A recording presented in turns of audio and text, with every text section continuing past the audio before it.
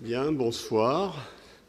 Et donc bienvenue à cette dernière session qui est une table ronde qui aura lieu en français. Je voudrais d'abord vous dire que Madame Royal a un peu à la dernière minute indiqué qu'elle ne pourrait pas venir. Elle nous a prié de l'excuser, donc je le fais bien volontiers, puisque c'est elle qui devait faire l'introduction à cette table ronde et nous aurions été heureux qu'elle puisse le faire, mais elle a évidemment un emploi du temps extrêmement chargé et qui l'a forcé à renoncer à nous voir, ce qui évidemment était gênant pour elle, mais également pour nous. Donc, nous sommes, donc, vous voyez autour de cette table ronde, nous sommes donc 6, et je vais ouvrir un peu la table ronde en indiquant les questions que je soumets à mes voisins et à vous tous, en leur donnant à chacun 5 minutes pour répondre dans un premier temps, et ensuite la conversation pourra aller dans diverses directions. Alors, la question que je voudrais poser à tous ceux qui sont autour de cette table est un peu la suivante. Nous venons de passer 2 jours ensemble à avoir écouté un certain nombre d'exposés. Je crois que l'avis général est que la qualité et la densité de l'information qui nous a été fournie était excellente. J'espère que vous êtes d'accord avec ça. Mais en tout cas, à partir de ça, qu'est-ce que ça a changé, au fond, selon votre sentiment? Donc je m'adresse à mes voisins, mais vous pouvez évidemment réfléchir en votre fort intérieur. Ça changeait votre sentiment sur trois grands types de questions. La première, qu'est-ce qui va se passer à la COP21 à Paris bientôt. Alors, l'INDC, dont Carlo nous a parlé, est-ce que c'est une bouteille à moitié vide ou une bouteille à moitié pleine? On a eu des points de vue relativement pessimistes hier sur ce à quoi conduisait l'INDC. Et ce matin, Carlo nous a présenté un point de vue beaucoup plus optimiste. J'aimerais bien que chacun réagisse un petit peu sur cette différence de perspective et qu'on en reparle. Deuxième problème qui a été évoqué et qui était en filigrane de beaucoup d'interventions, c'est qu'est-ce qu'on peut faire à terme, à plus long terme, en termes de gouvernance mondiale, une fois lorsqu'on voudra vraiment stabiliser après 2020-2030, qu'est-ce qu'on pourra faire en termes de gouvernance mondiale, prix unique du carbone, comment faire? Est-ce que Martin Weitzman nous a expliqué qu'il valait mieux une négociation? Alors là, moi, je dois dire que j'ai appris des choses. Je savais ce qu'il fallait faire si j'étais nommé dictateur bienveillant sur l'humanité. Je pensais qu'il fallait mettre un système de marché cap and trade mondial, donner des quotas aux pays. Et je m'étais dit que je fonderais ces quotas sur des allocations par tête identiques. Et j'ai reçu des menaces d'un certain nombre de services secrets de pays développés, et donc j'ai renoncé à cette solution. Donc je me suis rendu compte qu'il n'y avait pas le moyen de mettre en œuvre cette solution. J'ai appris avec Martin Weitzman ce qu'il fallait faire si j'étais le président de la République mondiale et que tous les États étaient mes citoyens.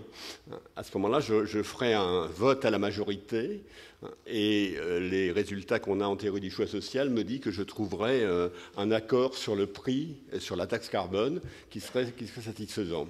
Donc j'ai quand même progressé. Je ne sais toujours pas ce que je devrais faire si j'étais dans la situation actuelle, dans laquelle je ne suis ni dictateur mondial ni président de la République des Nations, mais où, admettons, je serais président de la République de ce pays, par exemple. Je ne sais toujours pas ce que je devrais faire. Mais je vais sûrement l'apprendre après vos interventions. La troisième question, j'arrête là cette plaisanterie, mais la troisième question, mais évidemment c'est une question qui est essentielle. La troisième question, c'est à partir de ce qui va se passer sur la COP tel qu'on peut le pressentir, et en gardant à l'idée que c'est insuffisant pour faire ce que l'on souhaiterait à terme en matière climatique, quels sont les chemins qu'il faudrait essayer d'explorer ou pour lesquels il y a une chance de faire des progrès qui nous amènent à un mode de gouvernance mondiale plus satisfaisant.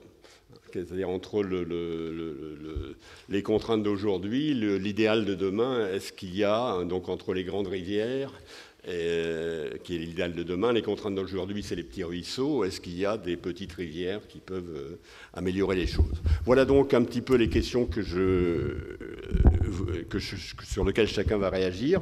Le premier qui va réagir, c'est Thomas, qui va essayer de donner sa propre vue, son propre résumé de ces 2 journées. Thomas, je te passe la parole. Alors, l'idée, c'est que chacun des intervenants a à peu près 5 minutes. Hein. Thomas, tu auras peut-être droit à 6 minutes. Hein. C'est gentil, mais c'est pas facile de résumer toute la discussion. Ça a été une discussion très riche sur des problèmes vastes.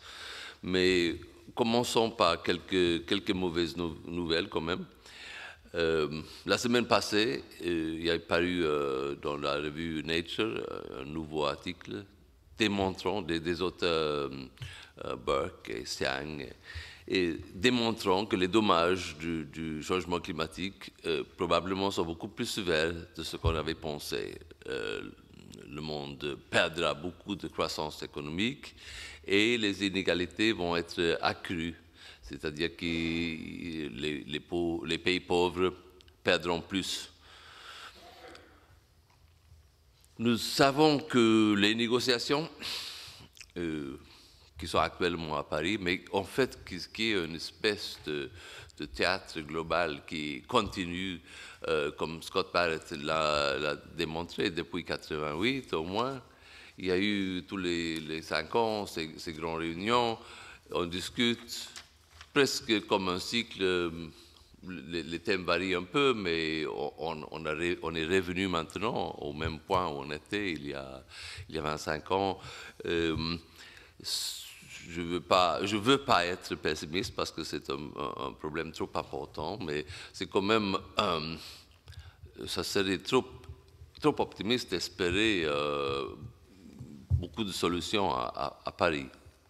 Les INDC, c'est-à-dire les contributions que chaque pays détermine soi-même, ils sont volontaires, ce sont des contributions prévues, il y a très peu de coordination et très peu de mécanismes de contrôle.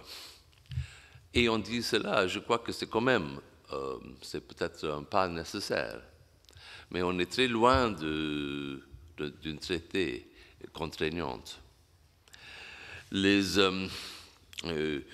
Marty Weitzman a parlé d'une manière très convaincante de ce qu'on peut-être la structure des négociations et on discute pas du bon mécanisme, qu'au lieu de négocier sur les quantités, on aurait dû plutôt négocier sur un prix minimum. Il y a beaucoup d'économistes qui pensent cela. Ajouter à tous ces problèmes, il y a beaucoup de problèmes d'inégalité mondiale et de lobbyisme, de political economy, des choses qui s'ajoutent aux problèmes et les font plus compliqués. J'étais dans le GIEC et j'ai présidé juste le chapitre sur les instruments. Il y a ceux qui veulent voir du côté plus positif, ils disent que oui, il y a plus de pays qui adoptent des instruments pour gérer le climat, soit des taxes, soit des systèmes de permis négociables. Mais c'est souvent à des niveaux tellement bas, le prix impliqué est tellement peu, qu'en fait, ça n'a pas beaucoup d'effet. Mais bon, c'est un début, évidemment. Ça risque, tout cela, les processus politiques, l'adoption des instruments, ça risque d'aller beaucoup trop lentement, à mon avis, vu que les dommages peut-être sont plus graves qu'on avait pensé. Il faut, comme Stéphane Alliat a montré, il faut en fait viser une décarbonisation totale de l'économie. Cela implique peut-être d'autres stratégies que juste une réduction de 20-30%. Il semble qu'il y a beaucoup de gens qui pensent que les émissions, ils montent comme ça, toujours ils montent. Et peut-être un jour, si la Chine, par exemple, en 2030, ça va tourner. Et c'est comme, après, tout le monde pense que par magique, ah oui, ça a tourné, donc ça tombera vite, toute seule, à zéro. Mais ce n'est pas le cas. Chaque année, ça risque à encore démarrer, à augmenter. Il faudra une politique chaque année plus sévère. Donc, il y a plein de difficultés. Il y a aussi eu des points qui font un peu plus d'espoir. Et entre eux, il y a le progrès technique en général, le progrès technique qui nous donne plus d'efficience, mais surtout dans les domaines énergie renouvelable, et surtout le solaire, peut-être. Apparemment, il y a c'est un domaine de technologie qui est un peu comme ce qu'on a eu dans la computation aussi, où chaque fois qu'on fait plus petit l'échelle de chaque objet et plus grand l'échelle de production totale, les coûts diminuent. Et donc, là, il me semble qu'il y a des espoirs. C'est-à-dire qu'on a démontré qu'en fait, il y a une possibilité de solutionner. Ça ne veut pas dire que c'est reçu. Ce n'est pas le cas. Il faut quand même toujours un prix sur la carbone. Sinon, on est tout à fait capable, l'humanité est tout à fait capable de dépenser beaucoup d'énergie renouvelable et en plus beaucoup d'énergie fossile. Donc, ça ne veut pas dire qu'il ne faut pas continuer à faire des efforts. Les efforts seront toujours nécessaires et toujours difficiles, mais un peu moins difficiles. C'est-à-dire que la vélocité du progrès technique dans le domaine renouvelable nous donne des possibilités d'affaiblir les lobbies fossiles, de renforcer les lobbies verts et peut-être de faire passer des règles, des instruments, des traités de plus en plus contraignants dans les années... bon, il faut faire vite, mais dans les années prochaines. Donc, je crois que ce qu'on doit faire à Paris, c'est à démarrer ce processus. Merci Thomas. Je vais passer la parole maintenant à Carlo Carraro, Université de Venise. À toi. Merci Roger. C'est toi qui as donné le point de vue optimiste voilà, sur ce qui j'ai se déjà passait, parlé des INDCs et du fait que de toute façon, c'est un grand résultat par rapport au passé. Et on a eu des augmentations des émissions dans les dernières 10 années qu'on n'a jamais vu avant, donc c'est extraordinaire. 10 ans qu'on négocie, qu'on discute, qu'on fait des choses, qu'on observe des réductions énormes des prix des renouvelables et en même temps les émissions qui augmentent.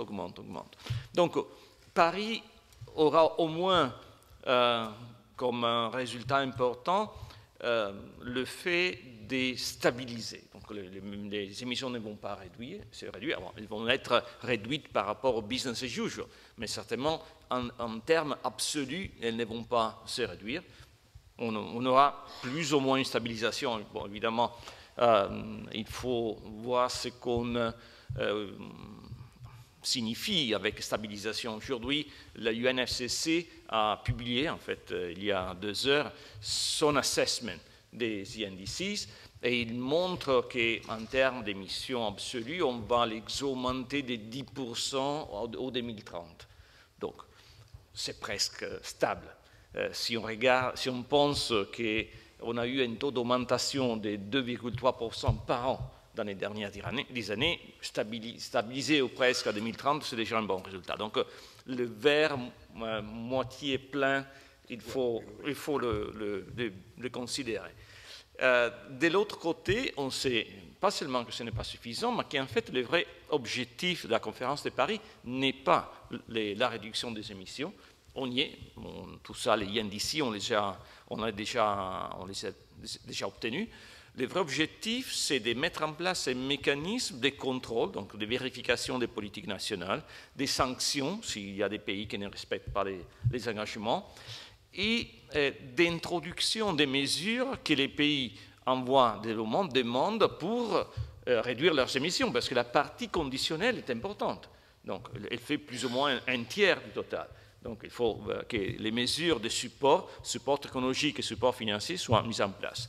Donc, en fait, les vrais enjeux de Paris seront la gouvernance, donc les mécanismes qu'on va mettre en place pour vérifier, contrôler, appliquer, et les financements. Les financements, là aussi, on est à un point assez intéressant parce que la conférence de Lima nous a dit que plus ou moins 80 des 100 millions de dollars qui sont nécessaires ont pas été versés, mais les pays se sont engagés à les verser. C'est déjà quelque chose de bien, vu que plus ou moins on était à 10 milliards de dollars, maintenant on est à 80 et on doit arriver à 100, et probablement à Paris on arrivera à 100. Mais après, il faut les dépenser, il faut trouver des mécanismes, et donc un modèle de gouvernance pour les employer, pour les utiliser dans les pays en voie de développement. Dans la conférence, on a entendu vraiment beaucoup de choses intéressantes.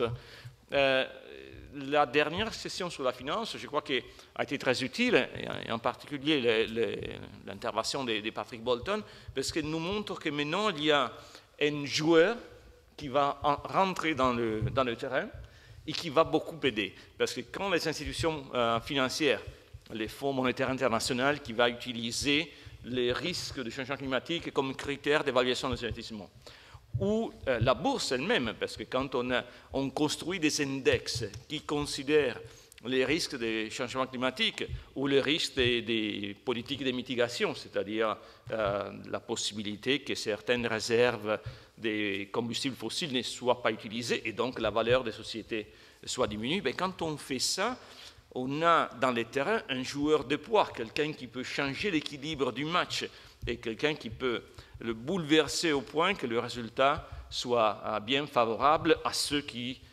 sont en train de lutter, faire, négocier pour réduire les émissions de gaz à effet de serre. Il y a un autre discours, et je termine. Oui, je t'en prie, excuse-moi. Continue, tu n'as pas... Non, juste encore une minute, parce qu'on n'a vraiment pas parlé dans ces 2 journées, ce n'était pas le but, des politiques d'adaptation au changement climatique. Mais à Paris, on en parlera beaucoup, et il y a une raison. Comme monsieur disait ce matin, les concentrations sont à 400 parts par million de volume. Les 2 degrés d'augmentation de la température seront difficilement évitables, et Thomas nous rappelait que les conséquences de ce changement vont être plus graves de ce qu'on pensait et plus rapides de ce qu'on pensait. Il suffit de voir ce qui est en train de passer dans l'Arctique. On s'est trompé, mais on s'est trompé dans le sens qu'on avait prévu que l'ice melting, en français melting, le fond de glace allait se passer très lentement, et en fait, ça se passe à une rapidité incroyable. Dans 10 ans, il y aura au mois de septembre pas un seul petit bout de glace dans le pôle Nord. Et évidemment, après, il y aura l'hiver, il va se réformer en partie, mais bon, c'est un changement extraordinaire qu'on n'avait pas prévu. Donc, ça arrive plus vite et ça arrive d'une façon plus grave. Donc, il faut se préparer. Ça aussi pourrait être une opportunité d'investissement, de développement, mais il faut le faire. Et il faut redirectionner, il faut faire converger beaucoup d'investissements dans la bonne direction. Pour cela, il faut que la valeur de toutes ces actions pour réduire les émissions et contrôler les impacts des changements climatiques aient un prix et une valeur. Et donc, raisonner, réfléchir après Paris sur un carbon price, sur un prix du carbone, c'est très important. Merci Carlo d'avoir réagi sur la plupart des sujets et d'avoir justifié ton optimisme. Je passe la parole à Christian de Pertuis. Merci Roger. Colloque passionnant. Je pense que 3 questions sont soulevées. 1. Est-ce que la COP 21 est susceptible d'accélérer la tarification internationale du carbone? On a un accord très large sur des économistes pour la direction dans laquelle il faut aller, mais on a beaucoup vu hier que le chemin pour y aller est difficile. Et je crois qu'une chose importante qu'on a entendue, c'est peut-être cette idée de club, qu'on ne va pas aller directement vers un système global de tarification et que des étapes par des clubs sont peut-être importantes. 2, est-ce que cette tarification du carbone est susceptible de crédibiliser et de renforcer les INDC? Et je crois qu'il y a un peu deux sous-questions à cette deuxième question, c'est est-ce que ça peut aider à améliorer leur cost efficiency et donc à accroître leur ambition? Et puis, est-ce que cette tarification peut aider à la constitution d'un système de mesures, reporting et vérification qui est extrêmement important et qui est au cœur de la négociation? Et moi, je ne crois pas qu'on pourra y arriver s'il n'y a pas d'incitation économique pour faire rentrer les pays dans le système de MRV. Et puis 3, est-ce que cette tarification du carbone va contribuer à crédibiliser les promesses de transfert financier de 100 milliards de dollars par an?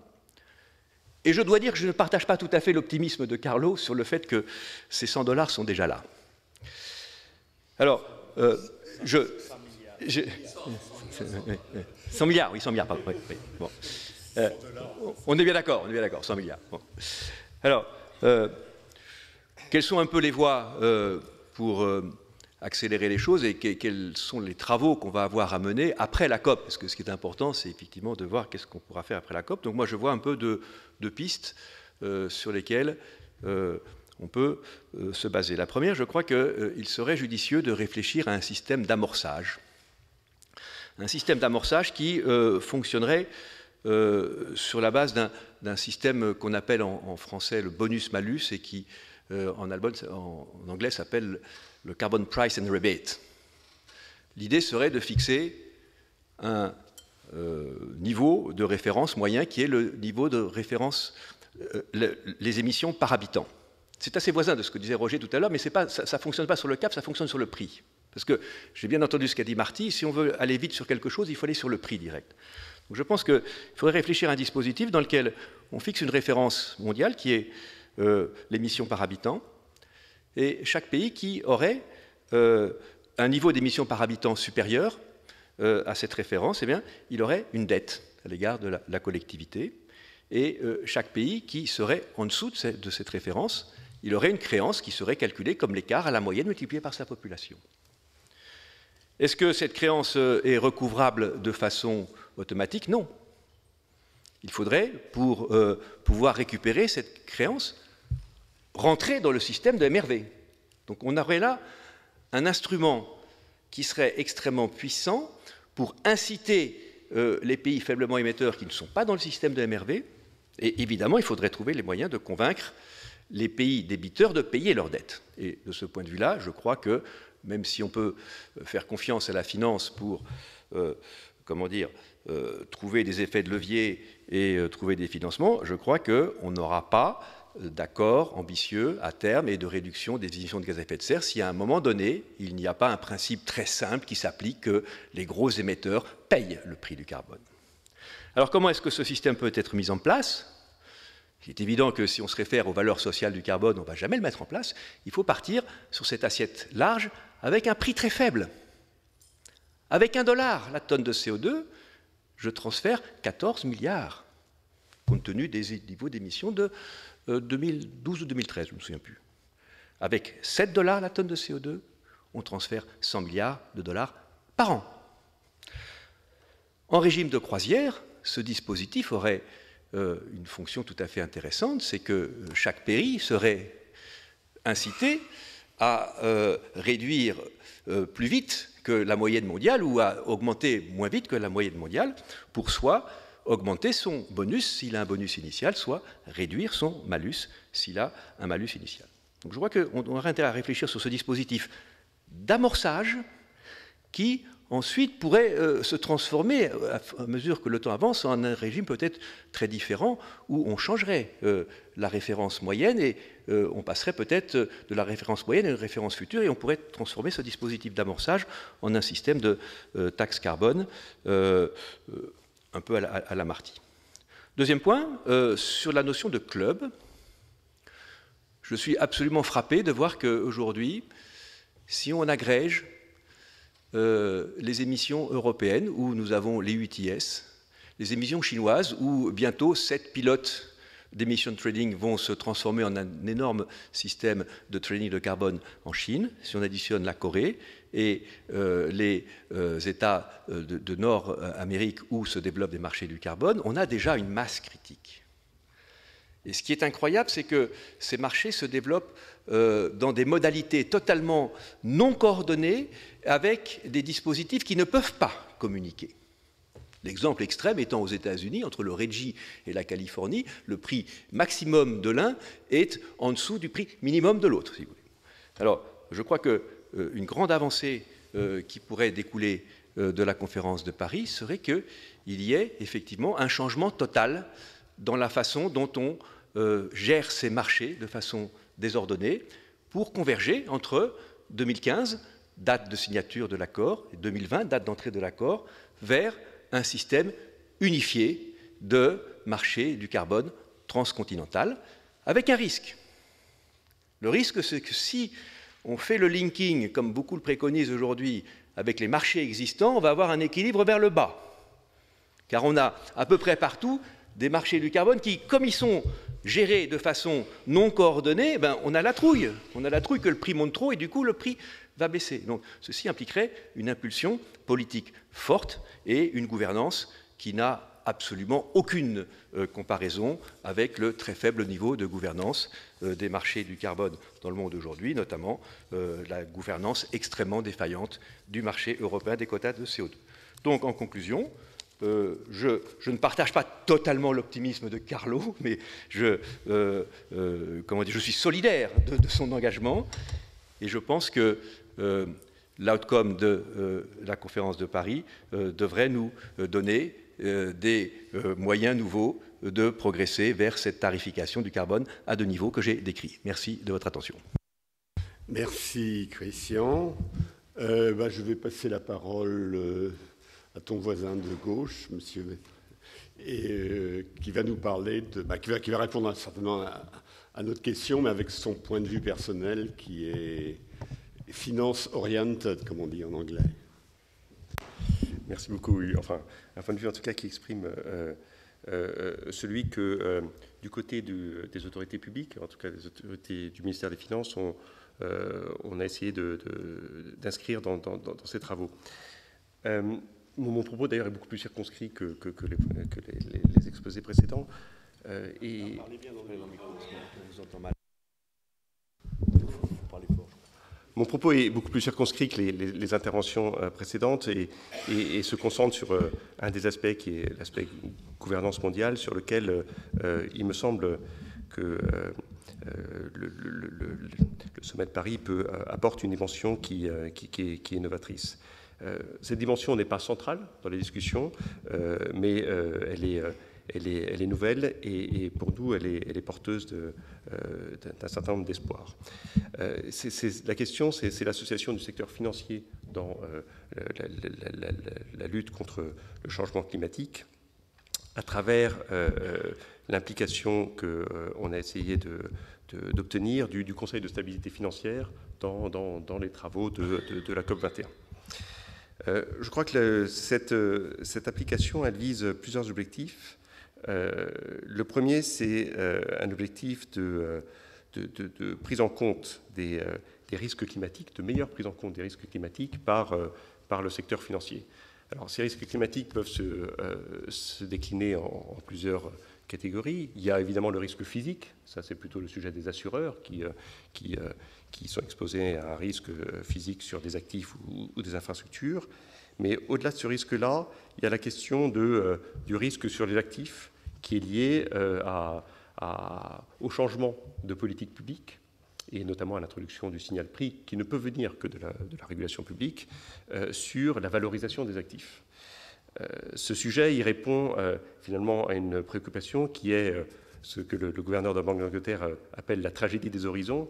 On a un horizon des phénomènes de changement climatique qui est éloigné, alors peut-être moins éloigné que ce qu'on pense, et un horizon qui est un horizon de régulation du secteur financier qui est un horizon beaucoup plus court. Et donc la question, c'est comment on arrive à dépasser cet horizon pour l'inscrire davantage dans l'horizon qui est celui du changement climatique. Donc les travaux qu'on espère impulser lors de cette conférence, et surtout à la suite de cette conférence, c'est des travaux qui poussent le secteur financier à mieux appréhender son exposition au risque climatique et son exposition aux changements de politique publique qui seront introduits si le monde est réellement sérieux dans la poursuite d'un objectif de réduction des émissions. L'ampleur de ces changements peut être considérable. Je me souviens de développement et d'exposés qui montraient que si toutes les réserves de pétrole étaient... si on ne brûlait les réserves de pétrole qui ne correspondent que à l'atteinte, qui ne sont cohérentes qu'avec l'atteinte de l'objectif de réchauffement de 1,5 degré ou 2 degrés, on ne brûlerait en réalité qu'une proportion très faible des réserves qui sont prouvées et dont la valeur est déjà incorporée dans la valorisation des différentes compagnies pétrolières. Donc on a potentiellement des ajustements sur prix actifs massifs liés au fait que cette problématique du changement climatique est correctement intégrée. Il y a une troisième dimension qui est importante aussi, qui est une dimension réputationnelle, un peu dans ce que font les superviseurs bancaires, dans ce qu'on appelle le pilier 3, qui est l'exposition, la sensibilité publique plus forte sur les enjeux de risque climatique, qui eux-mêmes peuvent conduire à des changements de perception importants qui rentrent également dans des logiques de valorisation. Ça, c'est la première dimension qui est la prise en compte du risque. Nous sommes novatrices et on espère que la conférence de Paris installera dans l'agenda international, et notamment dans l'agenda du Conseil de stabilité financière, cette dimension-là. On espère le faire à deux égards. Le premier, c'est en mettant en place un cadre mondial de reporting sur le risque climatique et l'exposition au risque climatique pour le secteur financier. Et le deuxième, c'est de généraliser ce qu'on a essayé de commencer à faire en France, qui est un stress test, pour les acteurs financiers au titre de leur exposition au risque climatique. Donc un cadre harmonisé d'appréciation dans des scénarios sur le principe des stress tests, avec un scénario central, des scénarios dégradés, qui permettent de voir quel est le degré de résistance, quel est le degré d'exposition du secteur financier à ce type de risque. Il y a une troisième et dernière dimension, et je finirai là-dessus, qui est la mise en place d'un cadre institutionnel qui favorise les investissements dans la transition énergétique. Cette dimension, elle est évidemment présente depuis un certain temps. On espère l'approfondir et on espère la développer parce que on voit bien que si on fait le pari que des sommes importantes, des sommes considérables, si on veut mobiliser des sommes considérables pour des investissements qui favorisent la transition énergétique, il faut évidemment un cadre tarifaire sur le carbone qui soit plus signifiant que le cadre tarifaire d'aujourd'hui. Il faut aussi un cadre institutionnel de stabilité contractuelle, de prévisibilité, qui incite le secteur financier à investir avec une visibilité suffisante sur les retours et les expositions dans le secteur financier. Donc voilà trois éléments qui pour nous sont trois éléments plus novateurs. Ils ne sont pas centraux dans les travaux de la COP21, mais on espère à cette occasion les installer dans le débat international et les faire vivre, surtout au sein du Conseil de stabilité financière.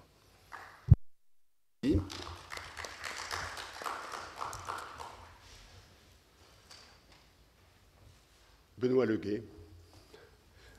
Merci Roger et merci pour l'invitation à venir à cette table ronde finale.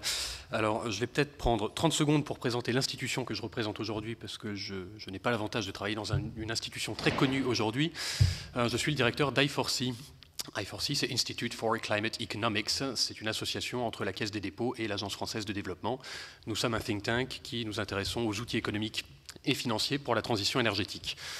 Donc, pour ceux qui nous connaissaient sous notre ancien nom, c'était CDC Climat Recherche. Voilà, maintenant, il va falloir s'habituer au nouveau nom, mais nous continuons à travailler sur les mêmes thèmes avec la même équipe, mais cette fois avec l'AFD.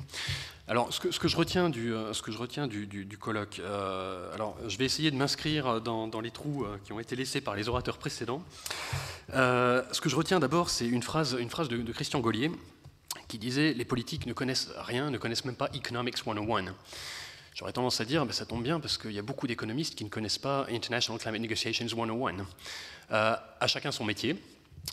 Les politiques ont également des externalités à gérer, ça s'appelle « est-ce que je vais être élu, etc. etc. » Et pas forcément, le climat n'est pas leur seule préoccupation.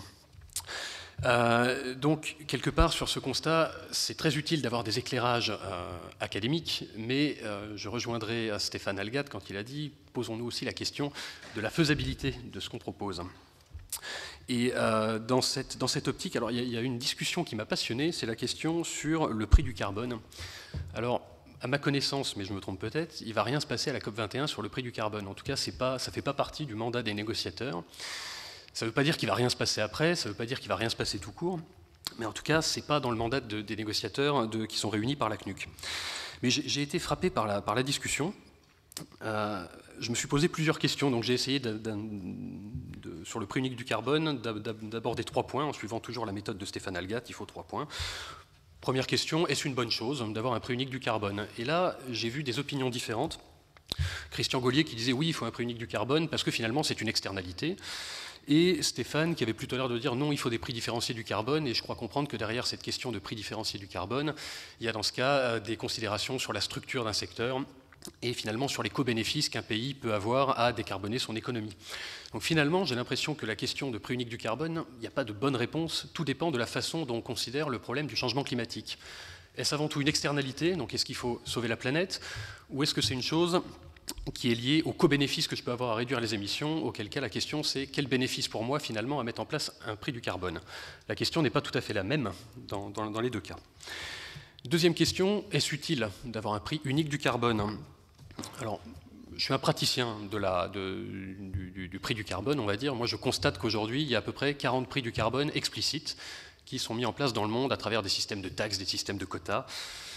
Et ces prix vont de 3 à 100 € la tonne. Alors, il y a une très grande dispersion. Il y a des pays développés qui sont couverts, des pays en développement. Vraiment beaucoup de systèmes qui permettent de tarifier le prix du carbone.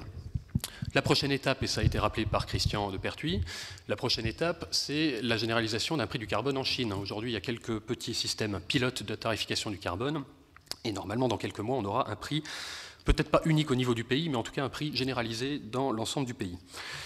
Alors j'aurais tendance à dire, est-ce utile d'avoir un prix unique du carbone au niveau mondial? Il ne faudrait pas mettre la charrue avant les bœufs. Je constate qu'il y a des prix du carbone qui émergent. Ils n'ont pas l'air d'être uniques. Faut-il s'en plaindre? Je ne sais pas.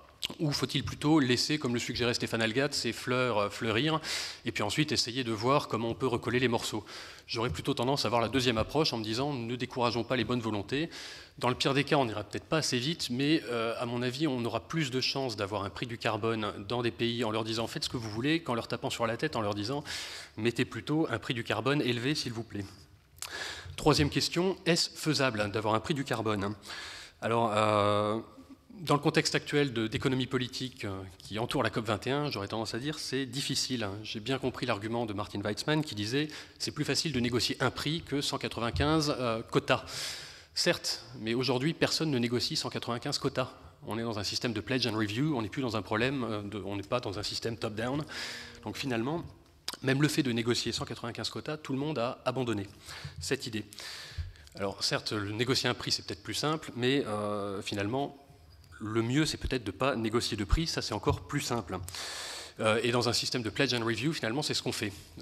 Les pays proposent des choses, donc les fameuses INDC, les contributions nationales. Après, la question, c'est qu'est-ce que ça va donner? Mais avant d'arriver à cette question, sur le prix du carbone, du coup, ça m'a fait poser plein de questions que je soumets au panel, mais pas forcément pour répondre aujourd'hui. C'est quel serait le bon niveau de prix unique? Quelle méthode pour la recommander?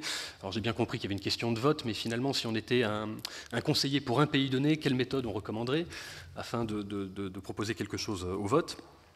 Est-ce qu'il n'y a pas un risque, par ailleurs, si on essaye d'avoir un prix unique du carbone, d'avoir que ce soit les moins 10 ans qui gagnent? C'est-à-dire finalement, pour mettre tout le monde d'accord, une façon simple, c'est de prendre le prix le plus faible. Et il y a peut-être des exemples, s'il y a des questions dessus, je pourrais en donner. Troisième question, comment est-ce qu'on fait pour monitorer, pour suivre le prix du carbone? En fait, ça pose la question, qu'est-ce que c'est qu'un prix du carbone? Et ça, là-dessus, la réponse n'est peut-être pas très simple.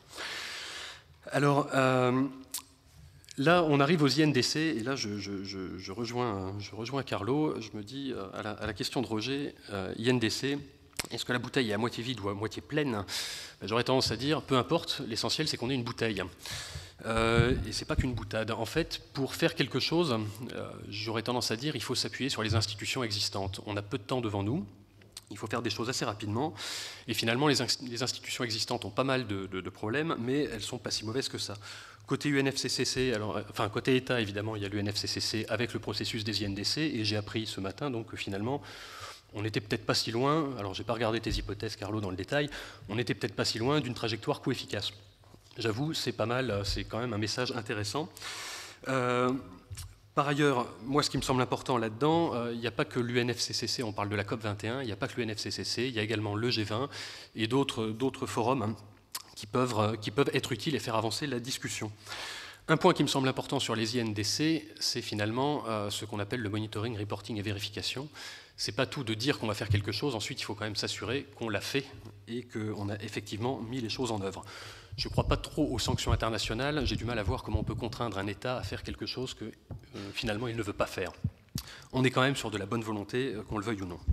Deuxième chose qui pourrait marcher, dans les institutions existantes, il n'y a pas que les États. Et j'ai l'impression qu'au moins dans la première journée et demie, on s'est pas mal focalisé sur ce que peuvent faire les États. Et dans la deuxième journée, la fin de la deuxième journée, on s'est intéressé à ce que pouvaient faire les acteurs économiques et notamment le secteur de la finance. Et là, je rejoins complètement Corso sur le fait que la finance peut avoir un rôle important. Patrick Bolton a parlé des institutions, de ce que peuvent faire les institutions individuelles pour gérer leurs risques. Il ne s'agit pas de protéger la planète, il s'agit de gérer leurs risques carbone. Il y a deux questions ensuite qui m'intéressent derrière cette gestion individuelle par les institutions des risques carbone. C'est premièrement ce que peuvent faire les institutions financières publiques, venant d'une association qui est dans laquelle la Caisse des dépôts et l'AFD sont, ça ne vous surprendra pas. Que peuvent faire les institutions financières publiques et quel effet d'entraînement peuvent-elles avoir sur le secteur privé?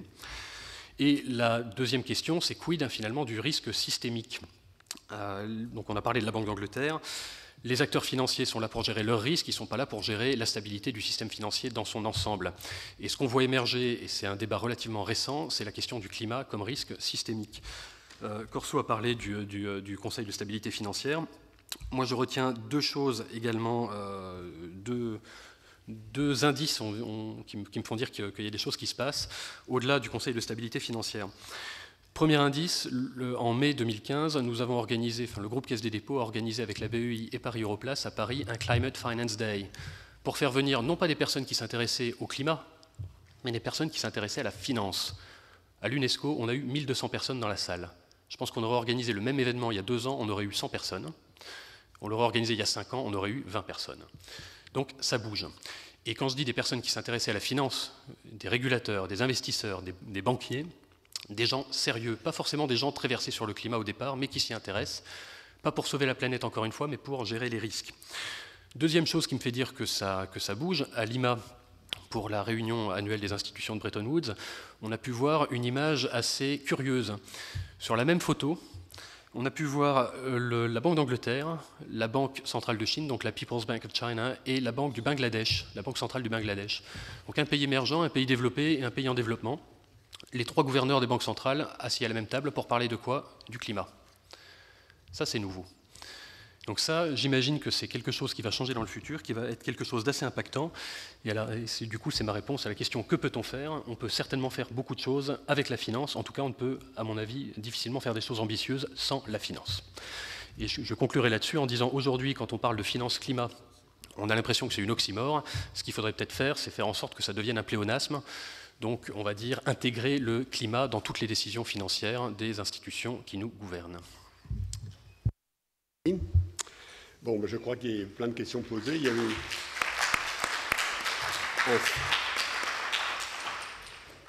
un certain nombre de points d'accord et un certain nombre de points de désaccord.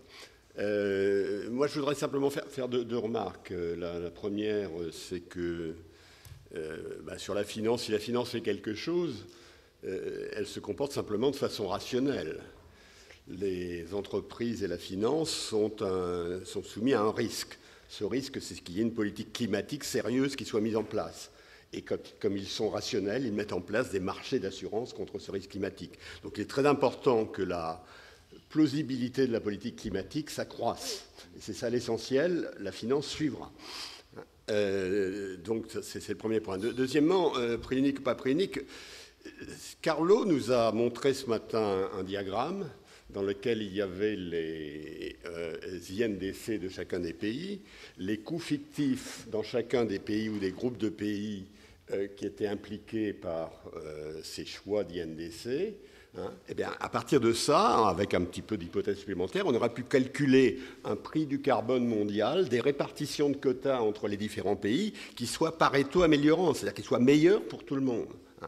Quand il n'y a pas de prix unique, alors faire un prix unique, c'est pas évident, je suis bien d'accord, et je ne suis pas sûr que je suivrai malgré tout, malgré la grande confiance que j'ai dans Carlo, que je suivrai, que je m'appuierai uniquement sur son diagnostic pour faire ça, mais il n'y a pas de problème. Si vous mettez deux pays qui ont des marchés du carbone avec des prix différents et qui ont mis leurs règles, qui ont décidé de leurs règles sans point de vue stratégique, ils ont intérêt à se mettre ensemble. Ils y gagnent tous les deux. On a la même réduction avec des coûts plus faibles dans chacun des pays. C'est ça. Alors, ça ne veut pas dire que c'est facile. Moi, je suis absolument d'accord que l'information qu'il faudrait pour mettre un cap on trade mondial avec des quotas, etc., elle n'est pas disponible. Sauf si on croit Carlo, mais on doit le croire, mais jusqu'à un certain point seulement. Donc, la question de l'unicité du prix du carbone, elle va revenir parce qu'il y a toujours, lorsqu'il n'est pas unique, des possibilités de rapprocher les systèmes et de faire que ce soit moins coûteux pour tout le monde. C'est simplement ça. Voilà. Et donc, c'est le premier point sur lequel je voulais réagir. Je voulais peut-être aussi réagir sur... du point de vue de la gouvernance et de ce qu'on peut faire après Kyoto, etc. Moi, j'ai vu quand même, j'ai vu quand même émerger une idée qui est nouvelle, qui a été, moi, à laquelle je crois depuis tout le temps, mais je n'osais pas l'exprimer. C'est que pour faire d'une meilleure gouvernance mondiale, il faut, si on a l'environnement et le commerce, il faudrait que l'accord porte sur l'environnement et le commerce. C'est-à-dire que contrairement au cas dans lequel, de Martine, dans lequel si on a discuté sur trop de sujets, ça devient impossible. Là, si on a discuté sur 2 sujets, il est plus facile d'avoir un accord efficace en joignant ces 2 sujets. Donc, je pense que les questions d'environnement et les questions d'aide commerce devraient être liées. Et la suggestion de Nordos faite il y a quelque temps de dire qu'il faut faire des clubs climatiques et mettre des taxes à l'importation qui protègent la coalition de ceux qui n'y adhèrent pas, c'est une mesure punitive. Moi, je n'aurais jamais osé le faire, parce que si j'avais dit ça, on aurait dit c'est un Français, ils sont tous protectionnistes, etc. Mais le fait que Nordos l'ait proposé ouvre une brèche, et une brèche dans une bonne direction. C'est-à-dire que si on veut un monde qui soit bien organisé, il faut que le commerce et l'environnement soient liés. Voilà, j'ai réagi un peu vivement, mais je passe la parole à qui la souhaite sur le sujet d'abord des prix, peut-être. Sur les prix. Donc, à mon avis, pour le climat, il faut les prix de carbone les plus élevés possibles, au moyen. Pour le climat, ce n'est pas forcément nécessaire qu'ils soient tous égaux. Ce n'est pas probable non plus. Le plus important, c'est que autant de pays possibles, autant de secteurs qui a un prix et que ce soit un prix vraiment élevé. Et que ce soit unique, ça c'est juste pour épargner de l'argent. Mais il y a beaucoup d'intérêts qui sont contre, c'est difficile, donc ça viendra après. C'est pas compliqué. Oui, Christian. Alors, je voudrais dire 2 choses. La première, c'est que lorsque, Roger, tu parles de cap and trade, il faut bien distinguer un cap and trade type Kyoto qui concerne les États, dont on sait, je pense maintenant tous que c'est très difficile à mettre en place, et moi je pense que ça ne pourra jamais se mettre en place pour une raison très simple. Parce qu'on n'a pas lu Carnot. Non, pour une raison très simple, c'est que lorsqu'un État n'est pas en conformité, il commence à négocier, et il sort de l'accord s'il ne fait pas la bonne négociation. Alors que lorsque tu mets en place un cap and trade sur des entreprises, n'as pas écouté j'étais pas là quand il a parlé, mais lorsque tu mets un cap and trade sur des entreprises, lorsqu'une entreprise n'est pas en compliance, elle paye une pénalité, elle se remet en conformité. Et donc je pense que...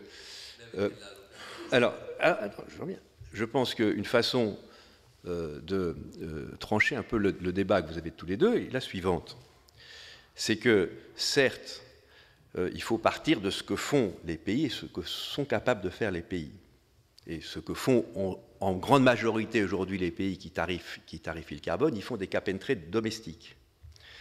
Mais chaque pays, du fait de l'absence de coordination, il va pas loin dans son cap and trade. Et on voit bien que tous les cap and trade qui existent aujourd'hui dans le monde sont en général des cap and trade où, avant de mettre en place le dispositif, on a peur que le prix monte trop fort et 3 ou 4 ans après, on gère des surplus de quotas. Donc je pense qu'une action extrêmement importante, c'est de faire de la coordination entre les cap and trade que les États mettent sur leurs propres industries, sur leurs propres acteurs.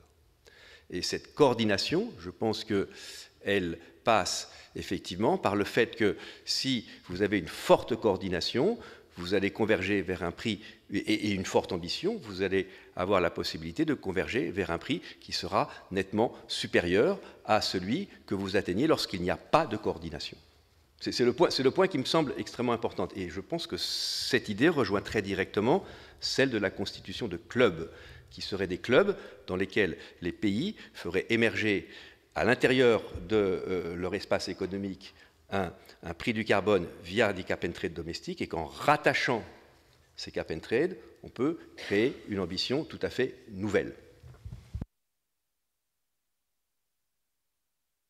J'aimerais ajouter un autre thème, parce que hier, aujourd'hui, on a aussi parlé d'innovation technologique. Aujourd'hui, on a bien entendu qu'il y a des changements importants, il y a des innovations, surtout dans le domaine de l'énergie renouvelable, qui vont changer la profitabilité des investissements dans les énergies renouvelables, solaires et éoliennes. Changer dans le sens que maintenant, ils sont presque concurrentiels avec les autres ressources fossiles. Donc, c'est un changement important, ce n'est pas encore suffisant, peut-être que ce matin l'exposé était un peu trop optimiste parce qu'il y a des coûts cachés comme ceux liés à l'intermittence de la production d'énergie, l'absence des systèmes de stockage, etc. Mais on est dans la bonne direction, on y est presque. Mais ce qui manque et qui serait facile à adopter, ça ne sera pas à Paris, ce n'est pas dans l'agenda, mais dans une conférence successive, c'est un grand plan international de recherche sur les technologies pour le climat. On l'a fait pour l'espace, quand on ne voyait pas très bien l'utilité d'investir autant d'argent pour aller sur la Lune ou pour envoyer des satellites un peu partout. Maintenant, on sait qu'envoyer des satellites, c'est très utile parce que ça a changé les systèmes de diffusion des informations.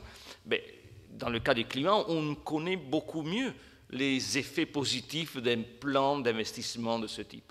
Un effort collectif public de recherche sur les technologies pour le climat serait une chose faisable, pas trop chère, relativement pas trop chère par rapport à tout le reste qu'on vient de dire, et qui aurait des effets très importants parce qu'on est presque arrivé à trouver des solutions technologiques qui vont résoudre une grosse partie du problème pour le futur, mais pas pour le passé, parce que pour ce qui concerne le passé, on a déjà beaucoup des émissions dans l'atmosphère. Là aussi, il y a des solutions technologiques pour essayer de l'enlever. Il n'y a pas assez d'efforts. Et ça, c'est un peu de la myopie. Tu disais la finance va suivre. Mais on voit par exemple que la gestion des grandes sociétés pétrolières a été myope de ce point de vue-là. Ils n'ont pas su préparer le terrain pour le moment dans lequel les politiques du climat auraient fait et ces sociétés, leurs assets, leurs activités, leurs propriétés auraient perdu de la valeur. On l'a vu cet après-midi avec Patrick Bolton. Ils sont en train de perdre la valeur. Peut-être qu'ils vont intervenir maintenant, c'est un peu tard, mais bon. Il y a certainement un effort global sur la recherche sur la technologie climat aurait des effets très importants. Oui, non, je pense que c'est une très bonne idée, cet effort international. D'ailleurs, on ne peut pas dire qu'il n'existe pas d'effort international. Par exemple, sur le nucléaire de troisième génération, il y a bien un effort international de ce type. Et effectivement, il serait très utile de l'étendre aux renouvelables, au solaire, etc. Voilà, surtout.